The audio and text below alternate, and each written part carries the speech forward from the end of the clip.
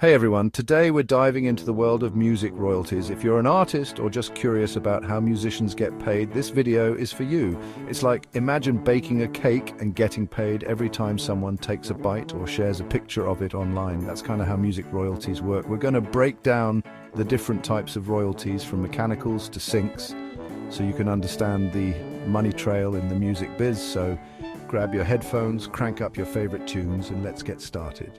Okay, let's start with the basics.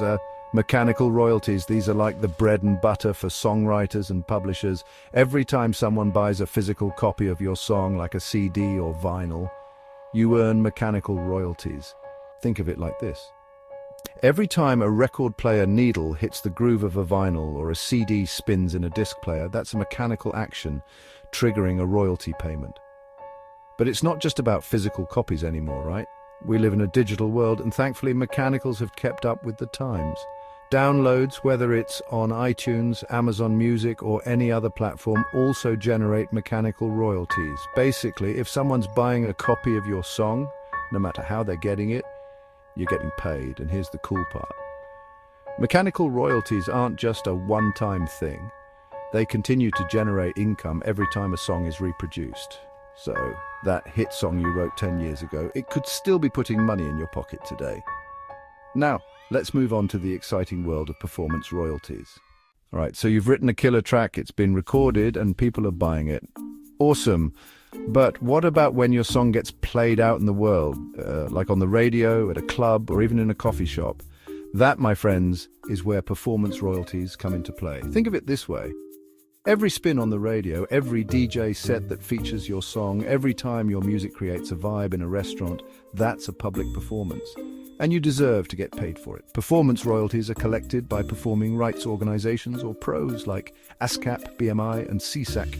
They're like the cool aunt and uncles of the music industry, making sure artists get their fair share when their music gets played publicly. Now, figuring out exactly how much you earn from performance royalties can get a little complicated.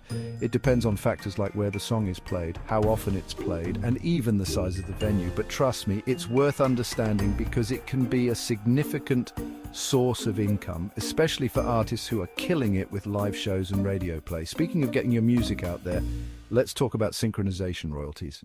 Have you ever been watching a movie, TV show, or even a commercial, and suddenly, bam, you hear a familiar tune? That, my friends, is the magic of synchronization or sync licensing.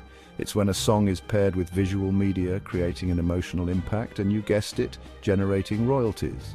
Sync licensing is a whole other ballgame in the music world. It's not just about the song itself, it's about how well it fits the mood, the story, the overall vibe of the visual content. A perfectly placed song can make a scene unforgettable, and that's why sync royalties can be quite lucrative. Think about it. Your song could be featured in a blockbuster film, a hit TV show, a video game, even an ad for the latest smartphone. The possibilities are endless, and the potential for exposure is huge. Plus, landing a sweet sync deal can be a great way to introduce your music to a whole new audience. Okay, so we've covered the digital age, but remember the good old days of sheet music? You know, those booklets filled with musical notes that people used to learn and play songs? Well, believe it or not, print music is still a thing, and it still generates royalties. Print music royalties are earned every time someone buys a physical copy of sheet music for your song. It might seem a bit old school in the age of YouTube tutorials and guitar tabs, but there's still a dedicated group of musicians who love nothing more than sitting down with a fresh sheet of music and bringing a song to life. And hey, who knows, maybe your song will inspire a young Mozart or Beethoven to pick up an instrument and start composing their own masterpieces. And wouldn't it be cool to know that your music played a small part in their journey? Now, let's fast forward to the present and explore the world of digital royalties. All right, we've saved the biggest and perhaps the most complex type of royalty for last. Digital royalties. This is where things get really interesting and maybe a little mind-boggling in the world of music streaming. Platforms like Spotify, Apple Music, Amazon Music, YouTube Music, they've completely revolutionized how we consume music. Now, every time someone streams your song on these platforms, you earn a tiny fraction of a cent. I know, it doesn't sound like much, but here's the thing, those fractions of cents add up, especially when your music is streamed millions or even billions of times. The world of digital royalties is constantly evolving, with new platforms emerging and different payment structures being debated. But one thing's for sure, as streaming continues to dominate the music landscape, understanding digital royalties is crucial for any artist looking to navigate the industry and get their fair share. And that's a wrap on music royalties. We've covered a lot of ground, from the OG mechanicals to the ever-evolving world of digital streaming. I hope this video has demystified the sometimes confusing world of music royalties and empowered you to take control of your earnings.